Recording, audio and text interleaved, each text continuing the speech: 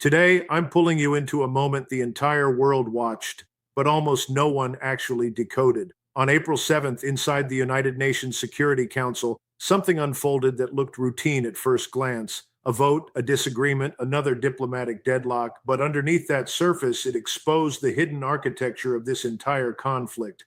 China and Russia exercised their veto power on a resolution tied to the Strait of Hormuz, and almost instantly, Western headlines rushed to fill in the blanks with a familiar storyline. China backs Iran, Russia and China shield instability. They're gambling with the global economy, clean, simple, easy to digest, but dangerously incomplete. Because the truth is that narrative doesn't just miss details, it distorts the entire reality, and it ignores the one question nobody wants to confront. So before we move forward, pause and actually think this through. China is the single largest buyer of Iranian oil on Earth. A massive share of that supply passes directly through the Strait of Hormuz. If that corridor collapses, China doesn't just take a hit, it bleeds. It becomes one of the biggest economic casualties on the planet. So explain this. Why would China block a resolution that, at least on paper, is meant to reopen that exact route? Why would the country with the most to lose be the one standing in the way of the supposed solution?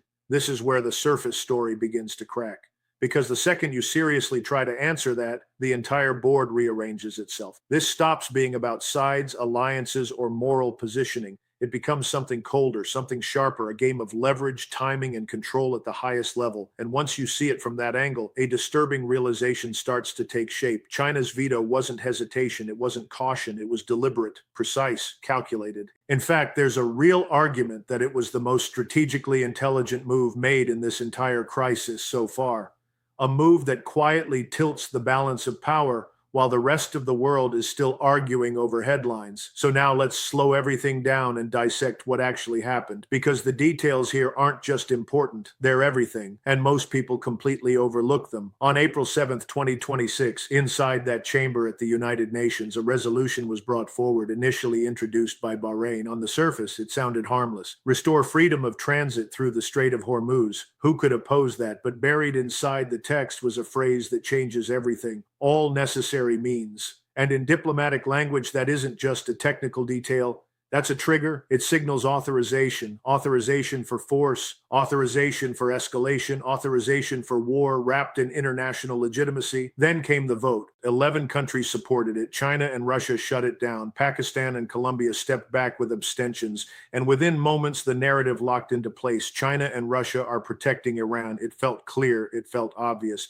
But it was also dangerously shallow, because what almost no one is talking about is what happened before that final vote ever took place. The original draft of this resolution was far more aggressive than what the public ever saw. It effectively opened the door for any nation to use military force to break the blockade. That's not diplomacy. That's escalation with a legal stamp. And multiple countries, not just China and Russia, but even France, pushed back hard against it. They recognized how far it went. So the resolution was softened. The explicit authorization for offensive force was removed. The language became more neutral, more palatable, easier to support. But even after those changes, China and Russia still rejected it. Then it was revised again, further stripped down. References to direct Security Council enforcement were pulled out. By this stage, the document had lost much of its original aggression. It wasn't the same resolution anymore. And still, the answer remained the same. No, not once, not twice, every single time. Now pay attention to how this was presented to the world. The US ambassador framed it as China and Russia siding with a regime threatening the Gulf. The UK echoed the same line, accusing them of shielding an ally, and just like that, the story was set in stone. China and Russia protecting Iran. But here's the uncomfortable question. Are we analyzing what actually happened, or are we just accepting the simplest explanation handed to us? Because the moment you zoom out and apply a serious geopolitical lens, everything begins to shift. There's a principle that cuts through all of this noise. Don't listen to what nations say. Watch what their actions produce. Strip it down to one question. Who actually benefits? So apply that lens to China. Every single day, China imports roughly 10 to 11 million barrels of oil, and a significant portion of that flows through the Strait of Hormuz. On the surface, that should make China desperate to keep that route open. It should be leading the charge for stability, right? Because in the immediate term, any disruption hits China hard. But this is where most people stop analyzing and where the real story begins. China doesn't operate on short-term panic. It never has. While other nations react to pressure in real time, China plans across decades. So yes, in the short term, disruption creates pain. But in the long term, it creates something far more valuable. Shifts in power, new dependencies, hidden leverage, strategic openings. And when you start looking at it through that lens, the veto stops looking like a contradiction. It stops looking like defiance. And instead, it reveals itself for what it really is: strategy. When you connect every thread, the picture sharpens, and it's not hesitation, it's not loyalty, it's engineering, a deliberate move designed to redraw the board itself. And once that clicks, you land on a conclusion most people won't say out loud. This veto wasn't just defensible, it may rank among the most strategically precise decisions China has made in years. Let me show you why it carries so much weight. Stay with this, because each layer builds on the last, and by the end, the entire design snaps into focus. Start with the first principle. What this resolution would have done in the real world, even in its diluted, softened form, was grant something priceless to United States and its allies, not just permission, but legitimacy. It would have been the United Nations Security Council effectively declaring, you are authorized to use force in and around the Strait of Hormuz. You have the mandate to secure it. And that single shift changes everything. Because once military action carries international legitimacy, it stops being raw power and becomes sanctioned power. Now think about what that means for China. If the United States intervenes, forces the strait open, and compels Iran to comply, it broadcasts a message to the entire world. America still holds the keys to the planet's most critical energy choke points. It proves that even in an era people describe as decline, the US can still decide who gets access to energy and who doesn't. And if that becomes the accepted reality, China is pushed back into the exact position it has always tried to escape: dependent. Dependent on sea lanes influenced by American power, dependent on a system where, at any moment, its energy lifeline could be squeezed. In Chinese strategic thinking, this fear isn't abstract. It has a name: the Malacca Dilemma, the idea that U.S. naval dominance can choke China's economy by controlling vital maritime corridors.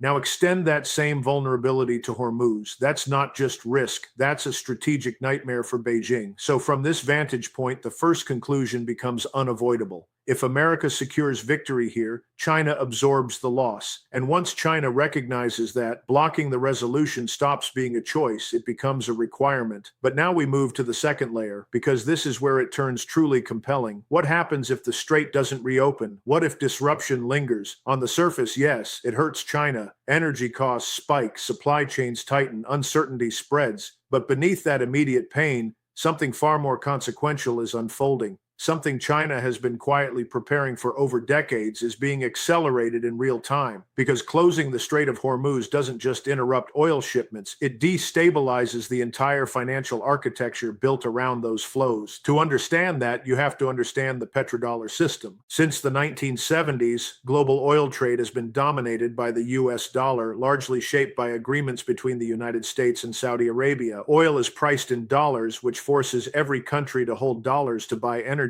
That creates constant global demand, allowing the US to finance deficits, fuel its markets, and extend its influence worldwide. In simple terms, the dollar isn't just money, it's infrastructure, it's power. Now here's where disruption flips the equation. If the Strait of Hormuz remains unstable or partially blocked, Gulf exporters struggle to move oil efficiently. The flow of petrodollars begins to weaken. Those dollars stop recycling into American assets, into equities, into tech, into the very systems that reinforce U.S. dominance. And as that cycle starts to strain, countries begin asking a question that carries enormous consequences. What if we don't need the dollar anymore? And this is exactly where China's long-term play comes into view.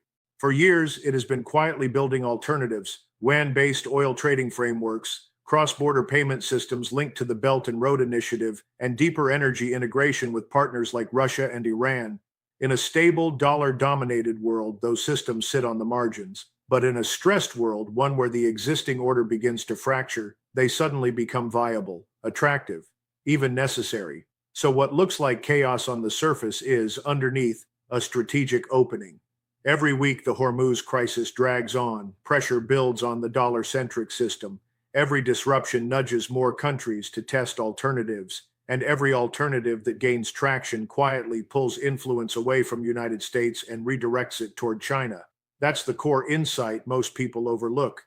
China is prepared to endure immediate discomfort if it buys long-term transformation. Because if this trajectory continues, it doesn't just chip away at American influence, it rewires the global economic system itself. And in that new system, China isn't just reacting anymore, it's shaping the rules. Now we move into the third layer of this strategy, and this is where China is consistently underestimated. Many observers look at the situation and ask a simple question: if the Strait of Hormuz is disrupted, doesn't China face an energy crisis? Doesn't that mean China is hurting itself? On the surface, that assumption feels reasonable, but it only holds if you believe China is reacting in the moment. In reality, China has been preparing for this exact kind of disruption for years, quietly, methodically, and on a massive scale. Look at how China designs its supply chains. It doesn't just optimize for efficiency, it builds for survival. Over the last decade, China has constructed enormous strategic petroleum reserves, effectively storing energy for scenarios like this. It has diversified suppliers to avoid over-reliance on any single region. It has poured resources into infrastructure like the China-Pakistan Economic Corridor, creating access to the Arabian Sea without depending entirely on traditional choke points. At the same time, it has deepened cooperation with Russia and Iran through overland routes like the International North-South Transport Corridor, reducing reliance on vulnerable sea lanes. And perhaps most importantly, China has aggressively expanded domestic energy production, solar, wind, and nuclear, at a scale the world has never seen. This isn't just environmental policy, it's strategic insulation. It's about ensuring that when disruption hits, China doesn't break, it adjusts. So yes, a blockade creates short-term strain, but here's the difference. China anticipated that strain. It built buffers, it created options, it engineered redundancy into its system. And when you compare that to other major economies, the United States, Europe, Japan, South Korea, many of them are far more exposed to sudden shocks. They depend heavily on stable maritime routes. Their alternatives are limited in the short term. So what appears to be a shared global crisis is actually a stress test. And in that test, China is among the most prepared players in the system. Every additional week this situation persists, the structures China has built gain value, while the American-controlled maritime order loses a fraction of its dominance. Now let's push one level deeper, because this is the dimension almost nobody discusses: the legal and moral framing behind the veto. Inside the United Nations Security Council, China's ambassador Fu Kong made a crucial argument. The resolution failed to address the root causes of the conflict. Russia echoed the same position, arguing that the proposal placed blame on Iran while ignoring the actions that triggered escalation. Whether you agree or not, the argument itself is significant, because look at the sequence being debated. Military strikes are launched against Iran, a sovereign state. Its infrastructure is targeted, its leadership is hit, and then, after that escalation, a resolution appears seeking international approval to use force against that same country because it responds. Step back and examine that logic. From the perspective of many nations outside the Western alliance, this doesn't look like stability, it looks like precedent setting, and this is where perception begins to shift across regions in Asia, Africa, and Latin America, the so-called Global South. For years, there has been growing skepticism about how international rules are applied. Many countries have observed a pattern: intervention first, justification later. So when China issues a veto in this context, it's not just executing a geopolitical move, it's sending a message that it won't automatically endorse force under these conditions, a message that international law should not be selectively enforced. And that creates something extremely valuable for China: narrative influence, because suddenly China isn't just an economic power rising through the ranks, it's positioning itself as a defender of sovereignty and a challenger of selective rule enforcement within the global system. Meanwhile, the United States, often presenting itself as the guardian of a rules-based order, finds itself portrayed, at least in some parts of the world, as a country that bends those rules when it suits its interests. And in geopolitics, perception is not secondary, it is power. Because conflicts are not fought only with weapons, they are fought with stories. And in this moment, China's veto didn't just block a resolution, it reframed how much of the world understands what's really happening. Now, step back even further because this final layer goes beyond a single waterway or even a single conflict. This is about the kind of world that is taking shape right now. For years, I've argued that we are moving away from a unipolar system, one dominated by the United States, toward a multipolar order where power is distributed and no single country can impose its will without resistance. And what unfolded on April 7th inside the United Nations Security Council was one of the clearest signals yet that this shift is no longer theoretical. It's happening in real time, because what China and Russia demonstrated with that veto was simple but profound. The Security Council is no longer an extension of American will. For decades after the Cold War, the U.S. operated with a level of global freedom that had no real precedent. If it chose to intervene, it could. If it wanted to isolate or pressure a country, it could. And if it needed international backing, it could often secure it because Russia was weakened and China had not yet risen enough to challenge the system in any meaningful way. But that era is over, and the Hormuz veto makes that unmistakably clear. Because here we see the U.S. going to the UN, seeking authorization for what it frames as essential, keeping a critical global choke point open and failing, not due to technical delays, not because of procedural loopholes, but because two major powers looked at the proposal and rejected it outright. That is a structural transformation in global power. It means there are now visible, enforceable limits on what America can achieve through international institutions. And most people are missing this entirely because they're focused on surface level indicators, missiles, ships, troop deployments. But conflicts are not decided only on battlefields. They unfold across systems, military, economic, political, and narrative. And if you actually want to understand who is gaining ground, you have to evaluate all four simultaneously. So bring it all together through that lens. Imagine you're not just watching, you're analyzing as a strategist, asking a single question: who is accumulating power across every dimension? Militarily, China hasn't fired a shot. No troops deployed, no massive spending, and yet with one veto, it blocked the United States from gaining international legal cover for military action. That's a remarkable outcome, shaping the battlefield without ever entering it. Economically, the impact runs just as deep. By preventing a quick resolution, the veto sustains pressure on global energy flows. And more importantly, on the dollar-based system tied to those flows. The petrodollar structure remains under strain, and every moment of instability pushes more countries to consider alternatives, many of which China has already been quietly constructing. At the same time, China's own groundwork, its reserves, diversified supply chains, and domestic energy expansion positions it to absorb shocks more effectively than many of its competitors. Politically, the move carries even greater weight. China presents itself not as an aggressor, but as a defender of sovereignty and international law. In regions across Asia, Africa, and Latin America, where skepticism toward Western intervention has been building for decades, that message resonates. It builds alignment, it strengthens influence, and it expands China's standing in the parts of the world that will shape the next global order. Then there's the narrative dimension, the most underestimated battlefield of all. Right now, China is projecting a story that resonates widely. We are not escalating this conflict. We are not initiating strikes. We are insisting that rules apply equally.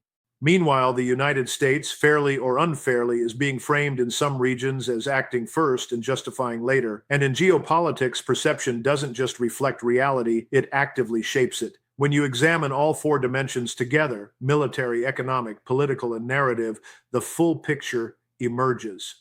This wasn't just a veto. It was a layered strategic maneuver that advanced China's position across the board while costing it almost nothing in direct confrontation. No war, no escalation, no massive expenditure, just timing, leverage, and precision. And that's what makes this moment so significant, because the world we are entering no longer rewards raw force the way it once did. Power today is defined less by armies and firepower and more by something quieter, more effective. The ability to shape outcomes without ever pulling the trigger. And in that environment, the rules change completely. The most powerful player isn't the one that reacts fastest or strikes hardest.